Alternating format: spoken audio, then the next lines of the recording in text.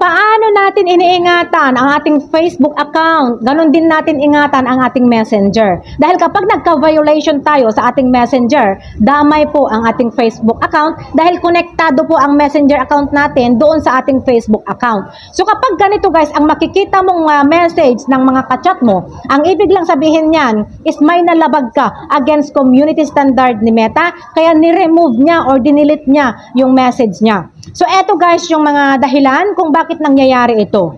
So ang una, spam. Ito ay yung mabilis pag-send ng message na pare-parehong text, pare-parehong link, o di kaya pare-parehong picture.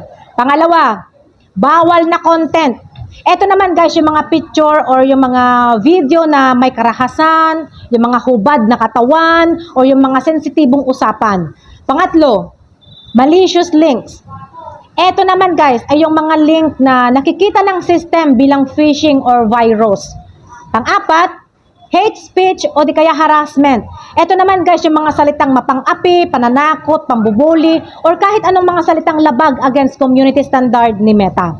So ano nga ba guys ang mga dapat nating gawin kung sakaling ganito ang mangyari sa ating Messenger account? Ang una, i-check mo doon sa support inbox mo dahil nga magpapadala naman ang Facebook guys ng notification sa iyong Facebook account kung alin sa mga policy ni Meta ang nalabag mo.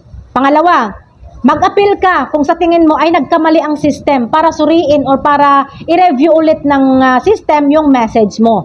At kapag okay na, sa susunod na mga message mo na, iwasan mo na yung mga mag-message na mga alam mong against community standard ni Meta para hindi na ulit mangyari ang mga ganon. Dahil kung paulit-ulit na yung paglabag mo against community standard ni Meta, ay maaaring magdulot ito guys ng pansamantala or permanenteng maban ang iyong Facebook account at ang iyong Messenger account. Kaya mag-ingat po tayo guys kung ano yung mga mini-message natin sa ating Messenger account dahil namomonitor po yan ng Facebook.